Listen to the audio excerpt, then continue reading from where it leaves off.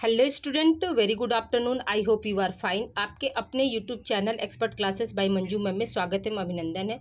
Student, आज मैं आप लोगों के लिए MA fourth semester home science examination 2024 का आपका पेपर आज जो हुआ है, basics of human rights in India, यानी भारत में मानव अधिकार की मूल बातें, ये आज आप लोगों का पेपर हुआ है। तो उसी का मैं आंसर की आज आप लोगों के लिए लेकर आई। स्टूडेंट देखिए, बुकलेट सीरीज ये क्या है, मेरा सी है स्टूडेंट, और आप लोगों का ए, बी और डी हो सकता है। क्वेश्चन वही रहेंगे, सिर्फ क्या है स्टूडेंट, आप लोगों का जो है मतलब क्वेश्चन का नंबरिंग बदला रहेगा, ठीक है। तो याद रखिए स्टूडेंट, तो देखिए हमने जो भी आप लोगों को पढ़ाया उसमें से भी मतलब मैक्सिमम क्वेश्चन आए हैं स्टूडेंट। ऐसा नहीं था कि मेरा पढ़ाया हुआ नहीं आया है। तो आइए चलिए देखते हैं हम आप लोगों का क्वेश्चन आंसर चेक करवा रहे हैं। देखिए पहला क्वेश्चन क्या है स्टूडेंट आपका, कि विकास का अधिकार किस पीढ़ी का अधिकार है। ठीक है, विकास का अधिकार किस पीढ़ी का अधिकार है। तो पहला ऑप्शन है प्रथम, दूसरा द्वितीय, तीसरा चतुर्थ, चौथा है तृतीय। स्टूडेंट याद रखिएगा कि इसका आंसर क्या हो जाएगा, विकास का अधिकार जो है वो क्या प्रथम पीढ़ी का अधिकार है, यानी पहला ऑप्शन आपका सही हो जाएगा। अगले प्रश्न की ओर चलते स्टूडेंट। अगला प्रश्न हमारा क्या कर रहा है कि कितने देश मानव अधिकार आयोग के सदस्य हैं। पहला ऑप्शन क्या है 53, दूसरा ऑप्शन है 40, तीसरा ऑप्शन है 58, चौथा ऑप्शन है 60। स्टूडेंट तो जो आपके मानव अधिकार के आयोग के सदस्य जो कितने देश है स्टूडेंट, तो 53 देश जो है वो थे। ठीक है, अगले प्रश्न की ओर चलते स्टूडेंट। अगला प्रश्न हमारा क्या कह रहा है कि भारतीय संविधान के भारतीय संविधान के किस अनुच्छेद के अनुसार बाल श्रम निषिद्ध है। ये आपको भी हमने आप लोगों को पढ़ाया था स्टूडेंट। देखिए ये जो मेरी बातों को भी ध्यान से सुना होगा तो उसमें हम आर्टिकल भी आप लोगों को बताए थे कि 24 आर्टिकल में जो है बाल श्रम को क्या किया गया, रोकने का जो है प्रावधान बना है स्टूडेंट। अगले प्रश्न की ओर चलते स्टूडेंट। अगला प्रश्न हमारा क्या कह रहा है, यूडीएचआर किस अनुच्छेद में बाल अधिकारों की रक्षा की गई है। ठीक है, यूडीएचआर के किस अनुच्छेद में बाल अधिकारों की रक्षा की गई, यानी बाल अधिकार जो है वो मतलब किसमें जो है उनको अधिकार की जो है सुरक्षा की बात की गई है। तो पहला ऑप्शन क्या है स्टूडेंट आपका 25 भाग 2 39 F 41 अनुच्छेद 41 और क्या है आपका अनुच्छेद 45। स्टूडेंट याद रखिएगा कि आपका क्या हो जाएगा, ये आपका 25 भाग 2 में जो है बाल अधिकारों की जो है रक्षा की जो है बात की गई है। ठीक है, अगले प्रश्न की ओर चलते स्टूडेंट। अगला प्रश्न हमारा क्या कह रहा है कि बाल अधिकारों पर संयुक्त राष्ट्र सम्मेलन पर हस्ताक्षर किए गए थे, यानी किस वर्ष जो है बाल अधिकारों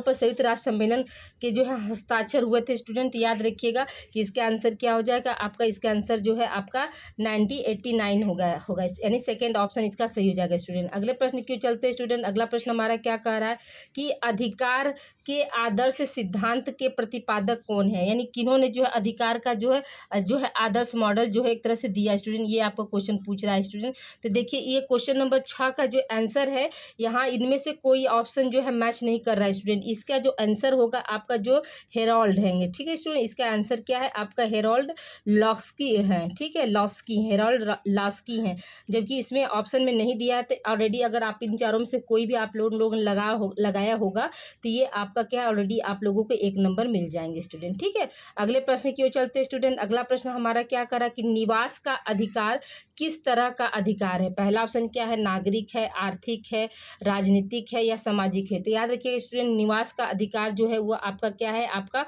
नागरिक का अधिकार है। ठीक है, अगले प्रश्न की ओर चलते स्टूडेंट। अगला प्रश्न हमारा क्या कह रहा है कि यूडीएचआर के किस अनुच्छेद में परिवार का अधिकार जो है बीमाकृत है, यानी कौन सा अनुच्छेद है जिसमें जो है परिवार के अधिकारों का जो है वर्णन किया गया स्टूडेंट। याद रखिएगा कि इसका आंसर क्या हो जाएगा आपका जो है 16 अनुच्छेद में जो है परिवार के अधिकारों को क्या किया गया है, बीमाकृत किया गया स्टूडेंट। ठीक है, अगले प्रश्न की ओर चलते स्टूडेंट। अगला प्रश्न हमारा क्या कह रहा है कि मौलिक अधिकार है। ठीक है, आप नवा क्वेश्चन आपका क्या है स्टूडेंट कि मौलिक अधिकार है, कौन कौन से जो है फंडामेंटल राइट्स है स्टूडेंट, क्वेश्चन आपका ये पूछ रहा है।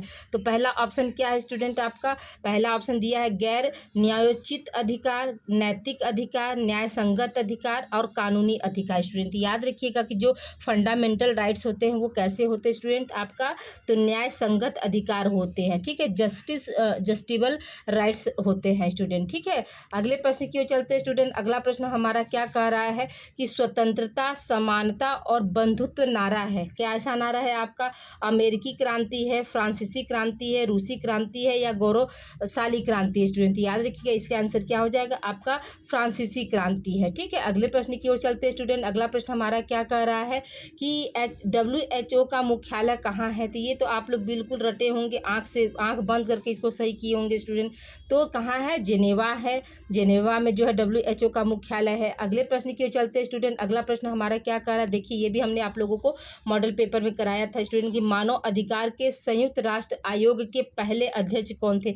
आपको जो है मतलब तीनों अध्यक्ष के नाम जो है स्टूडेंट हमने आप लोगों को बताया था। तो पहले अध्यक्ष कौन थे आपके? तो एलेनोर रूजवेल्ट थे, ये आपको हमने बताया था। ये देखिए मेरे मॉडल पेपर से क्वेश्चन आया है। ठीक है, पहला ऑप्शन इसका सही हो जाएगा। अगला प्रश्न हमारा क्या कर रहा है स्टूडेंट कि आत्मनियंत्रण का अधिकार जो है किस अधिकार के अंतर्गत आता है? पहला ऑप्शन क्या दिया है आपका? राजनीतिक अधिकार, सामूहिक अधिकार, आर्थिक अधिकार, सांस्कृतिक अधिकार। तो याद रखिएगा स्टूडेंट, ये आपका कौन सा ऑप्शन सही हो जाएगा? आपका पहला ऑप्शन सही हो जाएगा, राजनीतिक अधिकार के अंतर्गत आत्मनियंत्रण का अधिकार आता है। अगला प्रश्न हमारा क्या कह रहा है स्टूडेंट की इनमें से कौन सामान्य इच्छा को संप्रभुत्व मानते थे? यानी कौन है जो मतलब माना जाता है कि ये जो है मतलब सामान्य इच्छा को संप्रभु माने जाते थे स्टूडेंट। तो यहाँ पर याद रखिएगा, इसका आंसर क्या हो जाएगा आपका? रूसो हो जाएगा। ठीक है, ऑप्शन बी आपका सही हो जाएगा। अगले प्रश्न की ओर चलते स्टूडेंट। अगला प्रश्न हमारा क्या कर रहा है? क्वेश्चन नंबर 15 देखिए आपका क्या है कि निम्नलिखित में से कौन सा मानव अधिकार का पहला चार्टर है? पहला ऑप्शन क्या है? अधिकारों का विधेयक, मीडिया का संविधान, साइरस सिलेंडर और इनमें से कोई नहीं। स्टूडेंट याद रखिएगा कि इसका आंसर आपका क्या हो जाएगा स्टूडेंट? इसका आंसर जो है आप लोगों का जो है थर्ड ऑप्शन सही हो जाएगा कि साइरस सिलेंडर जो है वो मानवाधिकार का पहला चार्टर है। ओके, अगले प्रश्न की ओर चलते स्टूडेंट। अगला प्रश्न हमारा क्या कह रहा है कि इनमें से किसने अंतर्राष्ट्रीय मानवाधिकार कानून में महत्वपूर्ण भूमिका निभाई? पहला ऑप्शन क्या है? अर्थशास्त्र शिखर सम्मेलन, दूसरा ऑप्शन है विश्व युद्ध, तीसरा ऑप्शन है संयुक्त राष्ट्र और चौथा ऑप्शन है इनमें से कोई नहीं। तो हम क्या बताएंगे स्टूडेंट? इसका राइट आंसर आपका क्या हो जाएगा? तो इसका राइट आंसर हो जाएगा आपका संयुक्त राष्ट्र हो जाएगा, यानी थर्ड ऑप्शन जो है सही हो जाएगा। अगले प्रश्न की ओर चलते स्टूडेंट। अगला प्रश्न हमारा क्या कर रहा है?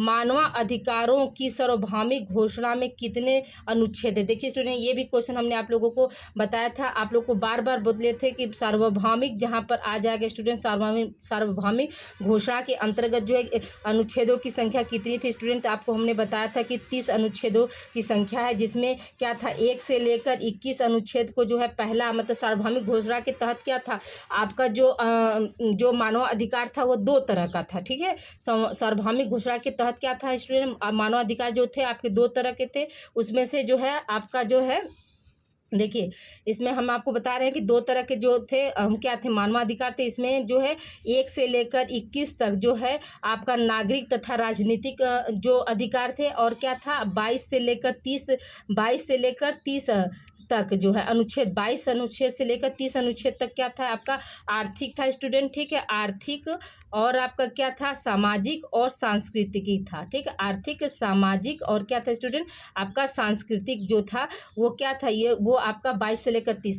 तो हमने आपको बताया था कि अगर कभी क्वेश्चन आपको आ जाए कि मानव अधिकारों उनकी सार्वभौमिक घोषणा में कितने अनुच्छेद है, तो आपको बताया था स्टूडेंट कि 30 अनुच्छेद होंगे। एकदम आंख बंद करके इसको सही करके आइएगा। देखिए, ये भी हमने आपको बिल्कुल सविस्तार समझाया था। अगला प्रश्न हमारा क्या है स्टूडेंट? देखिए, अगला प्रश्न है कि मानव अधिकार दिवस कब मनाया जाता है? पहला ऑप्शन क्या है? 10 दिसंबर, 9 दिसंबर, 1 दिसंबर और इनमें से कोई नहीं। याद रखिए, इसमें मानव अधिकार दिवस जो है आपका 10 दिसंबर को मनाया जाता है। तो देखिए, मानव अधिकार यहाँ पर सिर्फ आया स्टूडेंट, मानव अधिकार या इसी क्वेश्चन को अगर आपको ऐसे पूछता, ठीक है, ध्यान दीजिएगा बातों को। एक बच्चे ने कल मैसेज किया था, नाम मुझे नहीं याद आ रहा है, ठीक है, विश्व मानव अधिकार दिवस, ठीक है, विश्व मानव अधिकार दिवस। अब मान लीजिए अगर आपका क्वेश्चन हो जाता तो भी यहाँ पर क्या होता है, इसका आंसर आपका जो है 10 दिसंबर होता। अगर यहाँ पर सिर्फ क्या होता है राष्ट्रीय यानी अपने भारत की बात करता है, यहाँ पर राष्ट्रीय मानव अधिकार जब हो जाता है स्टूडेंट, तो वहाँ पर क्या हो जाता अधिकार जो हो जाता, तो याद रखिए तब वहाँ पर हम क्या होते 12 अक्टूबर आ जाते हैं। ठीक है, क्या होता है 12 अक्टूबर को हम राष्ट्रीय मानव अधिकार मनाते हैं। लेकिन विश्व मानव अधिकार दिवस या फिर मानव अधिकार दिवस जो है आपका क्या है 10 दिसंबर नंबर है। ठीक है, तो यहाँ पहला ऑप्शन इसका सही हो जाएगा। अगले प्रश्न की ओर चलते हैं स्टूडेंट। अगला प्रश्न हमारा क्या कर रहा है, देखिए ये भी हमने आप लोगों को मॉडल पेपर में कराया कि भारत के राष्ट्रीय मानवाधिकार आयोग का गठन कब हुआ था स्टूडेंट। तो आपको हमने बताया था कि 1993 में क्या था, भारत के राष्ट्रीय मानवाधिकार आयोग का गठन किया गया था। अगले प्रश्न की ओर चलते हैं स्टूडेंट। अगला प्रश्न हमारा क्या कर रहा है, देखिए ये भी हमने अपने मॉडल पेपर में कराया था स्टूडेंट कि किस अनुच्छेद में भारत में शिक्षा के अधिकार की गारंटी दी जाती। तो आपको हमने बताया था कि अनुच्छेद 21A में क्या है, आपका शिक्षा से संबंधित जो है प्रावधान को बनाया गया है। ठीक है, अगले प्रश्न की ओर चलते हैं स्टूडेंट। अगला प्रश्न हमारा क्या कह रहा है कि इनमें से भारतीय संविधान का कौन सा अनुच्छेद बाल श्रम को प्रतिबंधित करता है। पहला ऑप्शन क्या है, article 24, article 21, article 22, article 25 student. आपको हमने बताया था स्टूडेंट की आर्टिकल 24 में जो है क्या है, बाल श्रम के बारे में जो है वर्णन किया गया है। ठीक है, अगला प्रश्न हमारा क्या है स्टूडेंट, देखिए ये भी हमने आपको मॉडल पेपर में क्वेश्चन दिया था कि राष्ट्रीय मानवाधिकार आयोग का मुख्यालय कहाँ है स्टूडेंट। तो आपको बताया था हमने कि नई दिल्ली में है। ठीक है, अगले प्रश्न की ओर चलते हैं स्टूडेंट। अगला प्रश्न हमारा क्या कह रहा है कि भारतीय संविधान का अनुच्छेद 340 किससे संबंधित है। पहला ऑप्शन क्या है, निर्वाचन आयोग, दूसरा ऑप्शन है संघ लोक सेवा आयोग, तीसरा ऑप्शन है पिछड़ा वर्ग आयोग, चौथा ऑप्शन है वित्त आयोग। तो इसका आंसर क्या हो जाएगा स्टूडेंट, आपका थर्ड ऑप्शन सही हो जाएगा, पिछड़ा वर्ग आयोग से जो है क्या है आपका 340 जो है संबंधित है। ठीक है, अगले प्रश्न की ओर चलते हैं स्टूडेंट। अगला प्रश्न हमारा क्या कर रहा है कि अधिकार विधेयक नियमित किया गया था। ठीक है, कब नियमित किया गया था स्टूडेंट, क्वेश्चन आपका ये पूछ रहा है। तो ये भी शायद हमने कराया है क्वेश्चन स्टूडेंट।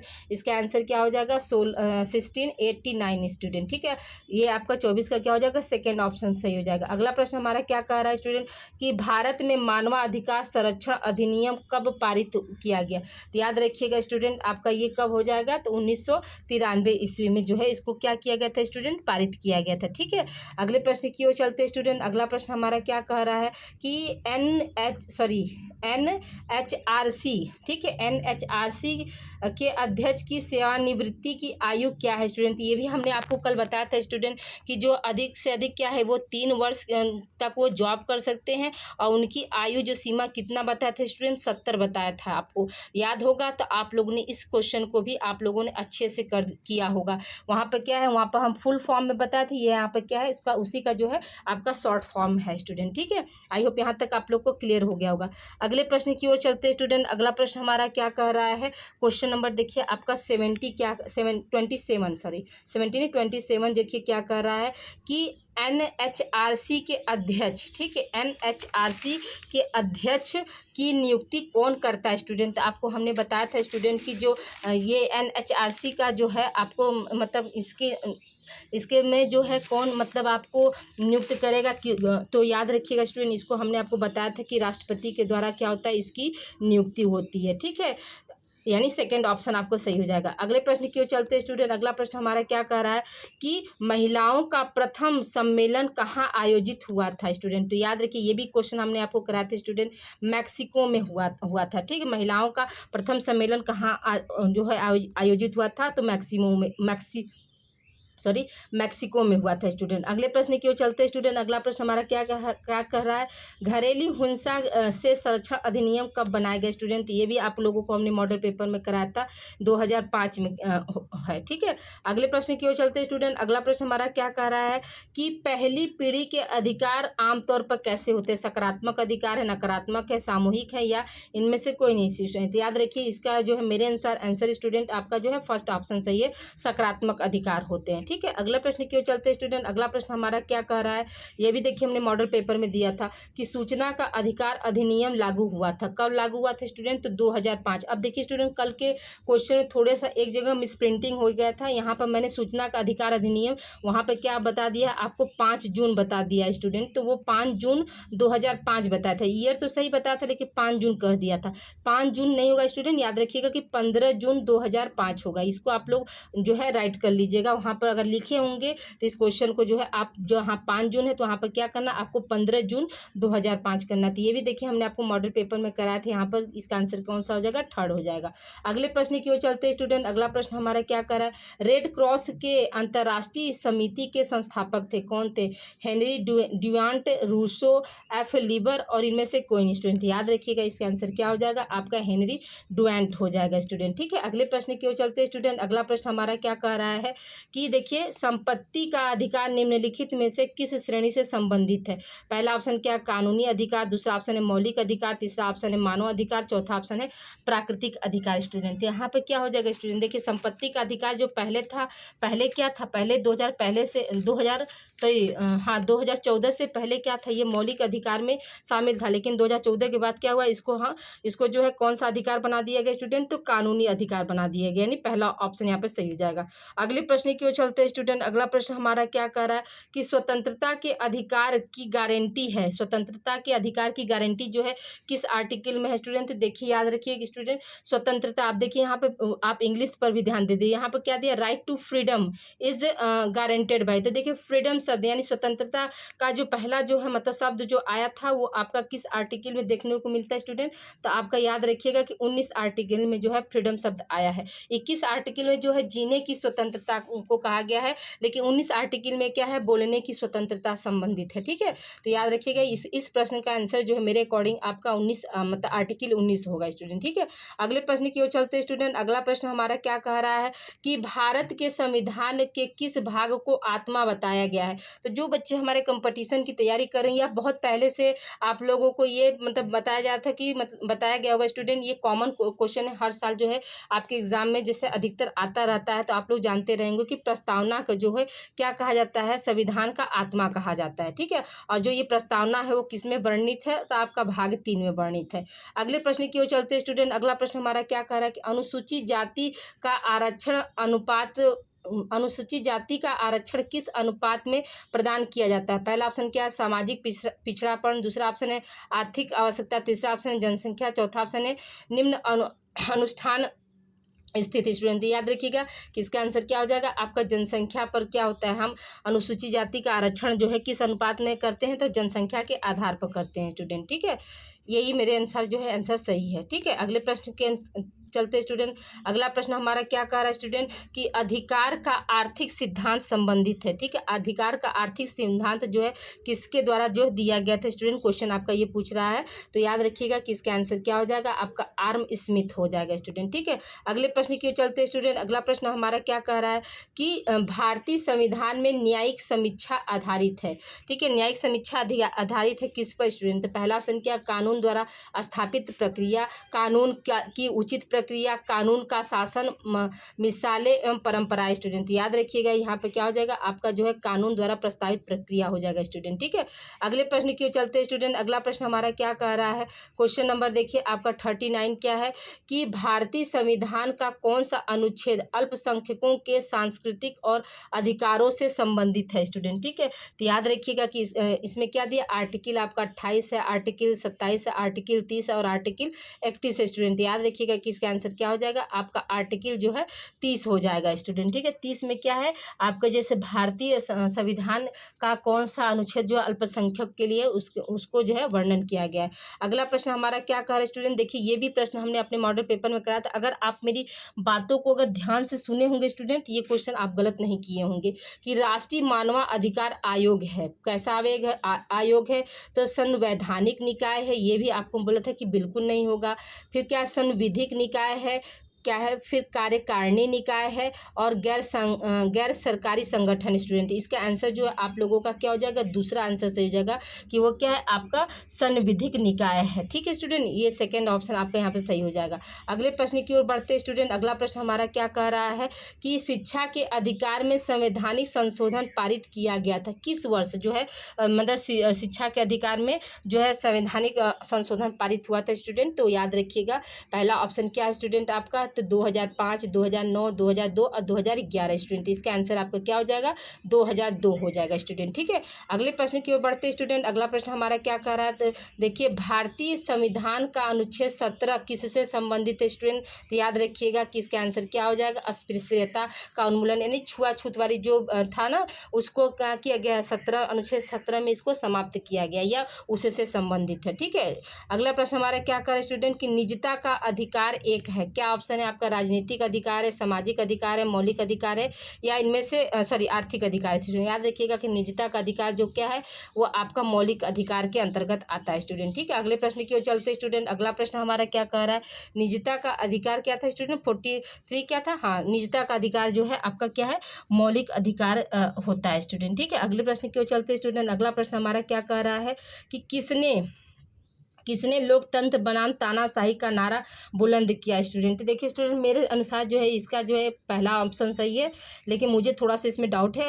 अगर आप लोगों को पता है तो इसको एक बार जरूर आप लोग कमेंट करके मुझे बताइएगा कि इसका राइट आंसर क्या होगा। ठीक है, अगले प्रश्न की ओर चलते स्टूडेंट। अगला प्रश्न हमारा क्या कह रहा है कि हेलसिंकी घोषणा 1964 का संबंध है। ठीक है, किससे संबंधित है हेलसिंकी घोषणा जो स्टूडेंट? याद रखिएगा, पहला ऑप्शन क्या है? युद्ध रोकथाम, दूसरा है मानव प्रयोग, तीसरा है लिंग भेदभाव, चौथा ऑप्शन है बाल शोषण। तो इसमें याद रखिएगा ये किससे संबंधित है? आपका लिंग भेद से संबंधित है। क्यों स्टूडेंट कि पहले क्या था? पहले जो था लिंग परीक्षण कराया जाता था स्टूडेंट, उसमें लड़का लड़की का देखा जाता था और लड़की होने पर क्या करते थे लोग? उसको गर्भ में ही मार देते थे। ठीक है, तो इसलिए ये जो है उससे संबंधित है। अगले प्रश्न की ओर चलते स्टूडेंट। अगला प्रश्न हमारा क्या कर रहा है कि भारत में मानव अधिकार अंकुरण किस दौरान हुआ था? भारत में मानव अधिकार अंकुरण जो है किस दौरान हुआ? तो क्वेश्चन आपका ये पूछ रहा है स्टूडेंट। तो पहला क्या है? भारत छोड़ो आंदोलन, दूसरा ऑप्शन है असहयोग आंदोलन, तीसरा ऑप्शन है आपातकाल शासन, चौथा ऑप्शन है भारत पाक युद्ध। तो स्टूडेंट याद रखिएगा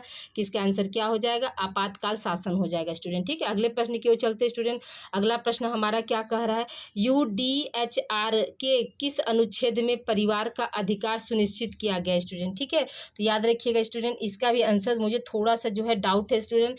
तो मेरे अनुसार जो है आपका मतलब जो है 28 है, लेकिन आपको अगर पता हो तो प्लीज़ आप लोग कमेंट करके जरूर बताइएगा। अभी तक 2 क्वेश्चन जो है आप लोगों के डाउटफुल रहे स्टूडेंट।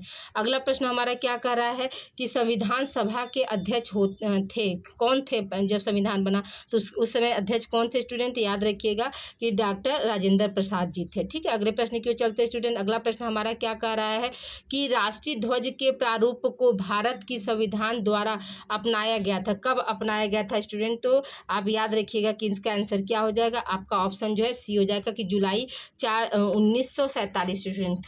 कब अपनाया गया था स्टूडेंट? याद रखिएगा इसका जुलाई जो है 1947। और किस जुलाई को स्टूडेंट? याद रखिएगा कि जो है 22 जुलाई 1947 को। ठीक है, आप इसको नोट कर लीजिएगा। इसके आगे क्या होगा? अगर डेट सही पूछ लेगा तो याद रखिएगा कि 22 जुलाई जो है 1947 को क्या किया गया था? राष्ट्रीय ध्वज के प्रारूप को भारत की संविधान सभा द्वारा अपनाया गया था। ठीक है स्टूडेंट, अगले प्रश्न की ओर चलते स्टूडेंट। अगला प्रश्न हमारा क्या कर रहा है?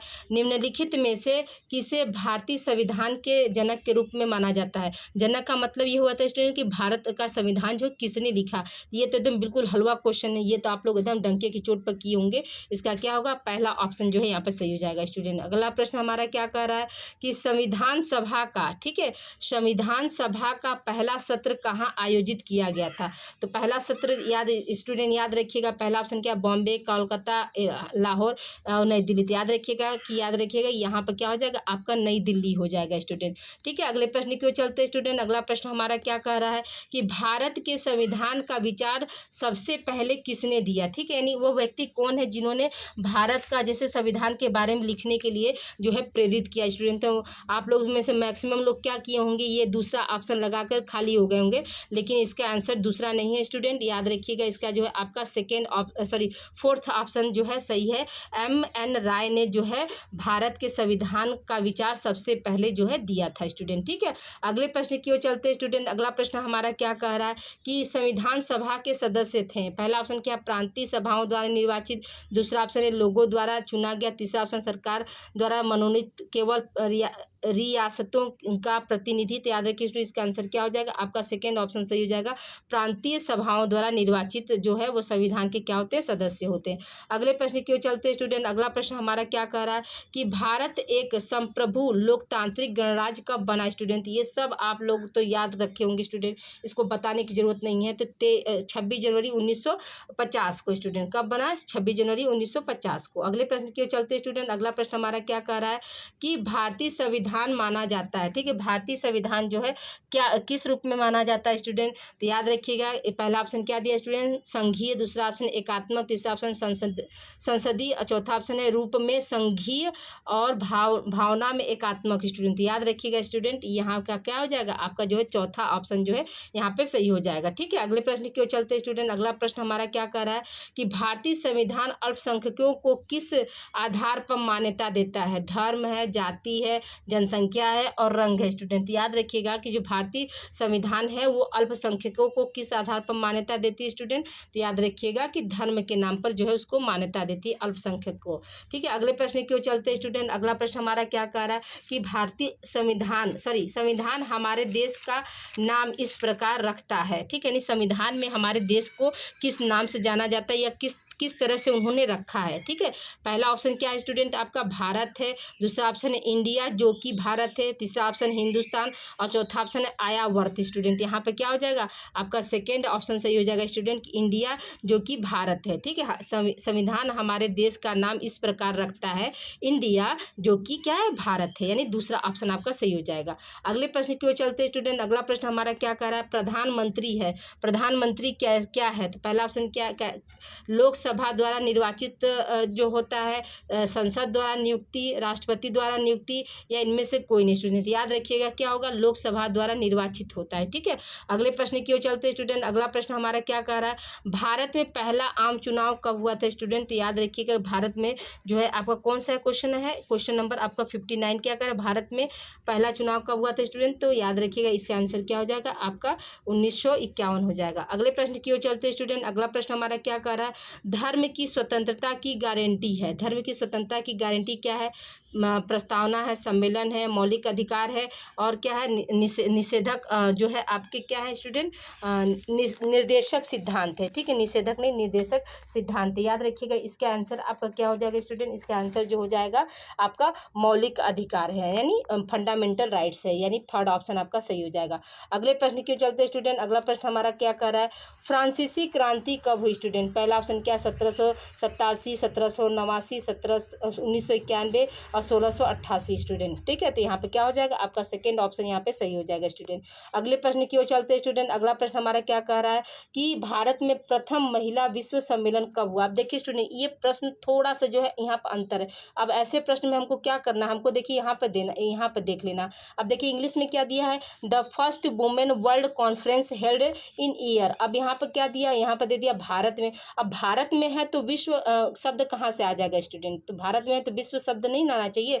तो अब देखिए यहाँ पे क्या होगा, तो याद रखिएगा यहाँ पे क्या है, प्रथम महिला विश्व सम्मेलन कब हुआ। याद रखिए ये क्वेश्चन आपका पूछ रहा है, तो जो इसका आंसर आपका कौन सा क्वेश्चन नंबर है, आपका जो है 62 क्वेश्चन नंबर है स्टूडेंट, ठीक है, 62 क्वेश्चन नंबर है। तो इसका आंसर क्या हो जाएगा, आपका इसका आंसर जो है आपका ये हो जाएगा चौथा, ठीक है, 1980 में, ठीक है। अगले प्रश्न की ओर चलते स्टूडेंट। अगला प्रश्न हमारा क्या कह रहा है कि अंतर्राष्ट्रीय महिला दिवस कब मनाया जाता है। देखिए ये भी हमने आप लोगों को कराया था स्टूडेंट। अंतर्राष्ट्रीय महिला दिवस जो है आपका 8 मार्च को है, और ये क्या विश्व पर्यावरण दिवस जो है हम 5 मार्च को मनाते हैं। विश्व पर्यावरण दिवस जो है कब मनाते हैं स्टूडेंट, तो 5 मार्च को मनाते हैं, ठीक है। 15 अगस्त को तो हम लोग जानते ही हैं, ठीक है। अगला प्रश्न हमारा क्या चलता है स्टूडेंट, अगला प्रश्न हमारा क्या कह रहा है, देखिए यहाँ पे क्या है कि भारत सरकार ने किस वर्ष दहेज निषेध अधिनियम जारी किया था स्टूडेंट। ये भी हमने आपको मॉडल पेपर में कराया था स्टूडेंट, आपको बताया था कि 1961 में, ठीक है। अगले प्रश्न की ओर चलते स्टूडेंट। अगला प्रश्न हमारा क्या कह रहा है,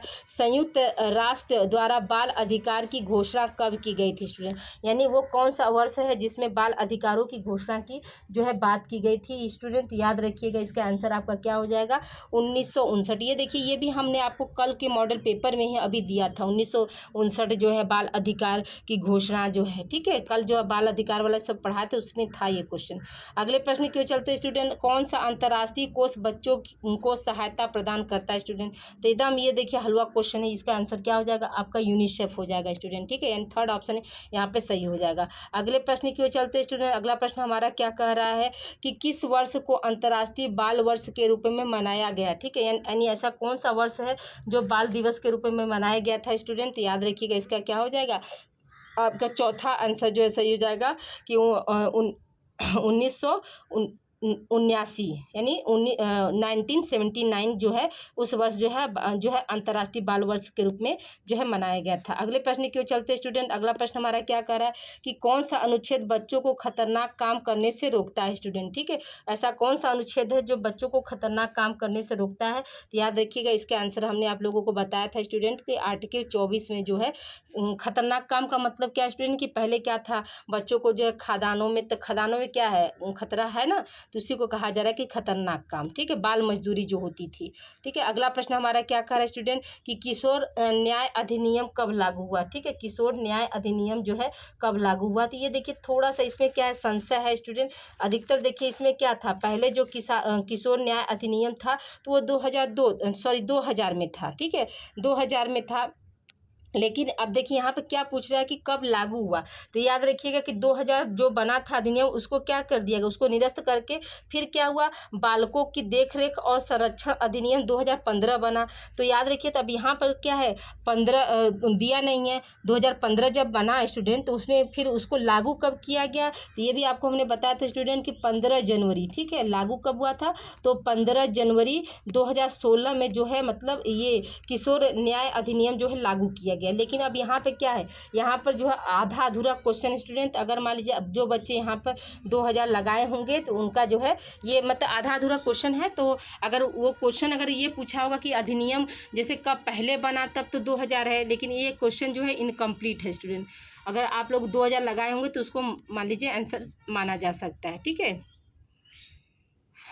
अगले प्रश्न की ओर चलते हैं स्टूडेंट, अगला प्रश्न हमारा क्या कर रहा है, नहीं तो उस प्रश्न पर सोच लीजिए ये जो 69 जो है तो अगर इसमें अगर ये प्रश्न क्योंकि अधूरा है मेरे अनुसार स्टूडेंट, तो इसका ऑलरेडी आप लोगों को 1 नंबर मिलना चाहिए मेरे अनुसार, ठीक है। अगले प्रश्न की ओर चलते हैं स्टूडेंट, अगला प्रश्न हमारा क्या कर रहा है कि बच्चों के लिए विशेष घर किस अधिनियम के अंतर्गत आता है? तो पहला ऑप्शन क्या है, मानव अधिकार के अधिनियम की घोषणा, दूसरा ऑप्शन है बाल संरक्षण अधिनियम, तीसरा ऑप्शन है किशोर न्याय अधिनियम, चौथा ऑप्शन इनमें से कोई नहीं स्टूडेंट। याद रखिएगा कि क्या है आपका जो है दूसरा ऑप्शन जो है यही आपका सही हो जाएगा, बाल संरक्षण अधिनियम, ठीक है। अगले प्रश्न की ओर चलते हैं स्टूडेंट, अगला प्रश्न हमारा क्या कह रहा है, विश्व पर्यावरण दिवस कब मनाते हैं? तभी आप लोगों को हमने बताया कि 5 जून को मनाते हैं, ठीक है।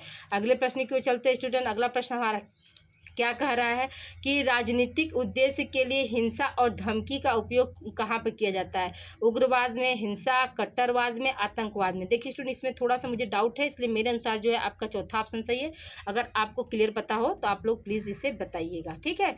अगले प्रश्न, अभी तक देखिए 3 क्वेश्चन है, थोड़ा सा डाउटफुल है स्टूडेंट। अगला क्वेश्चन क्या है आपका, 1986 में पारिवारिक हिंसा पर एक बैठक आयोजित हुई थी, वो कहाँ हुई थी? आपका न्यूयॉर्क है, विनया है, बीजिंग है या मैक्सिको है? तो याद रखिएगा स्टूडेंट इसको भी हमने कराया था विनया में, आपको बताया था, ठीक है। अगले प्रश्न की ओर चलते स्टूडेंट, अगला प्रश्न हमारा क्या कह रहा है, मानवाधिकार, ठीक है, मानवाधिकार उच्चता युक्त का कार्यकाल कितने साल का होता है स्टूडेंट? तो आप लोगों को हमने बताया था कि 3 से 4 साल का जो होता है, ठीक, यहाँ पर क्या हो जाएगा आपका 4 साल वाला ऑप्शन जो यहाँ पर सही हो जाएगा।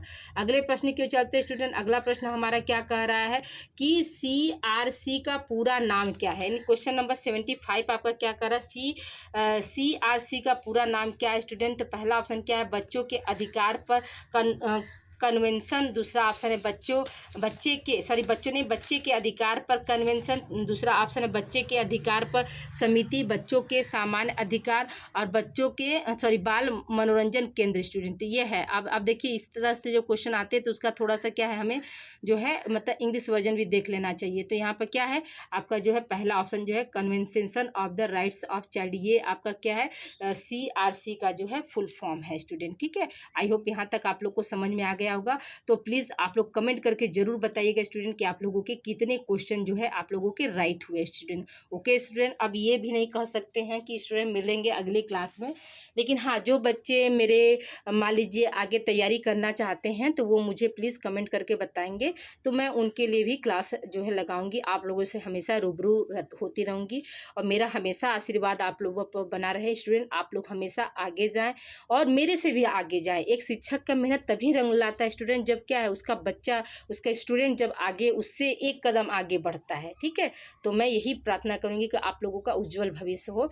ये 2 साल का सफ़र बहुत ही अच्छा था, रोचक था, बहुत मतलब मेरे लिए तो बहुत ज़्यादा मतलब गॉड गिफ्टेड था स्टूडेंट, क्योंकि आप लोगों ने बहुत सारा मुझे स्नेह दिया, बहुत सारा प्यार दिया और मतलब चैनल को मतलब मोटिवेट करने के लिए आप लोगों ने बहुत मेहनत की। इसके लिए मैं बिल्कुल सहृदय से आप लोगों का धन्यवाद दे देती हूँ। ओके स्टूडेंट, अब अगले क्लास में यानी अगली क्लास आप लोगों की क्या है, किसी भी तरह की अगर तैयारी हो तो आप लोग प्लीज़ कमेंट करके आप लोग ज़रूर दीजिएगा। मैं आप लोगों के लिए हमेशा जो है तत्पर हूँ। ओके, मिलते हैं बाद में। गॉड ब्लेस यू बच्चों। और प्लीज़ आप लोग ज़रूर बताइएगा कि आप लोगों का कितना क्वेश्चन राइट हुआ।